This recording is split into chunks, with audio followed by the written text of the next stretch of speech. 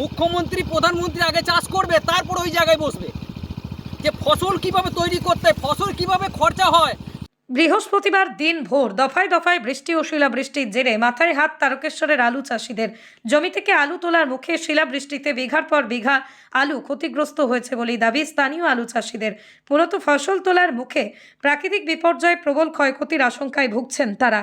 উল্লেখ্য, হুগলির তারকেশ্বর বিধানসভা এলাকা রাজ্যের মধ্যে উৎকৃষ্ট মানের আলুর ফলন রপ্তানির জন্য প্রসিদ্ধ। এই এলাকার অর্থনৈতিক পরিকাঠামো অধিকাংশটাই আলু চাষের উপর নির্ভর করে চাষিদের। এবছরও সেই মতো আলু চাষ করেছিলেন এলাকার কৃষকরা। ফলনও যথেষ্ট ভালো হয়েছিল বলেই দাবি এলাকার আলু চাষিদের। কিন্তু অসময়ে প্রাকৃতিক বিপর্যয়ে আলু চাষে প্রবল ক্ষয়ক্ষতির মুখে পড়তে হবে তাদের। এলাকার আলু চাষিদের দাবি, সমবায় ও ব্যক্তিগতভাবে ঋণ নিয়ে আলু চাষ করে থাকেন তারা। আলুর ফলন হলে সেই ঋণ শোধ করতে হয় তাদের, কিন্তু আলু তোলার মুখে শিলাবৃষ্টিতে আলুর ক্ষতি হয়ে যাওয়ায় আলুর রপ্তানিও কমে যাবে।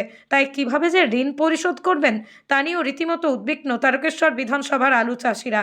এই বিষয়ে আরও কি জানা যাচ্ছে বিস্তারিত দেখুন। তারকেশ্বর থেকে সন্দীপ হালদারের রিপোর্ট, 24 আওয়ার্স আরামবাগ।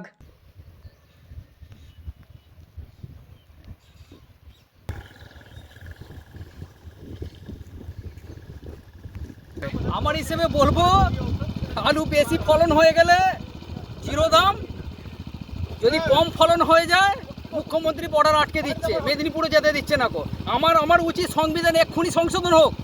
মুখ্যমন্ত্রী প্রধানমন্ত্রী আগে চাষ করবে, তারপর ওই জায়গায় বসবে যে ফসল কিভাবে তৈরি করতে, ফসল কিভাবে খরচা হয়, সংসার কিভাবে চালাতে হয়, তারপরে ফসলের দাম নির্ধারণ করুক। এটা আমাদের মুখ্যমন্ত্রী আর প্রধানমন্ত্রীকে আগে চাষ করুক, তারপরে সে ওই জায়গায় বসুক।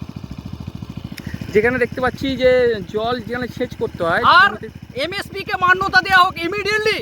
এই 600 জন কৃষক যে মারা গেছে দিল্লিতে, ইমিডিয়েটলি এমএসপি মান্যতা দেওয়া হোক ইমিডিয়েটলি।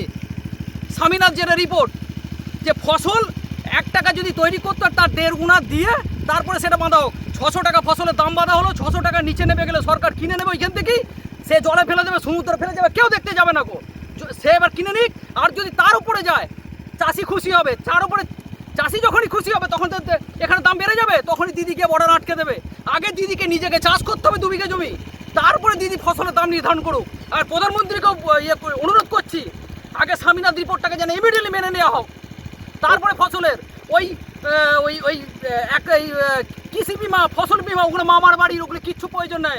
আমার ফসলের দাম চাই। ওই নানা রকম যে উপকূল যে কেন্দ্র বা রাজ্য, কোনো এই গেঞ্জিটা 100 টাকা দাম, 10 টাকা নিয়ে যে জিএসটি আর এসজিএসটি, তো 10 টাকা করে 20 টাকা নিয়ে দুজনে ভাগ করে নিচ্ছে। 17,000 কোটি টাকা দিয়ে সংসদ ভবন করলো, ওটা প্রয়োজন ছিল না।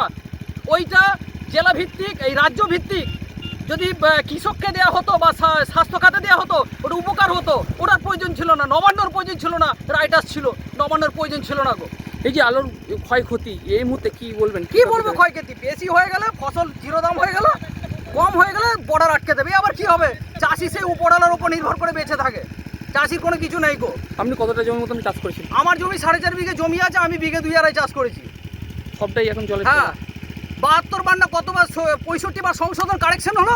সংশোধন কারেকশন হওয়া উচিত, এমএসপিকে মান্যতা দেওয়া উচিত। 600 জন কৃষক আত্মহত্যা করেছে। তার সঙ্গে আমার অন্যান্য দেশে, আমাদের ভারতবর্ষের অন্য রাষ্ট্রে যেমন প্রেসিডেন্ট বা প্রধানমন্ত্রী ওরা চাষ করে তারপরে ফসল নির্ধারণ করে, হ্যাঁ, আমাদের দেশে প্রধানমন্ত্রী বা মুখ্যমন্ত্রীকে আগে চাষ করবে, তারপরে ফসলের দাম নির্ধারণ করা উচিত। কি নাম আপনার? আমার নাম মুস্তাফা খান। হবে ক্ষয়ক্ষতি হবে, মানে সিল হয়েছে, তো এখন কতটা কি বাড়বে বলা যাচ্ছে না। এই তো দাঁড়িয়ে আছে জল, পচবে তো অবশ্যই, পচে যাবে সব আলু? পচবে। কত বিঘে মতন চাষ করেছিলেন আপনি? আমার 5 বিঘে 6 বিঘে কি বলবেন এরকম একটা প্রাকৃতিক বিপর্যয়, এরকম আলু নষ্টর মুখে? নষ্টর মুখে কি বলবো, এখন আমাদের কপাল ছুঁয়ে থাকতে হবে, আমরা চাষি।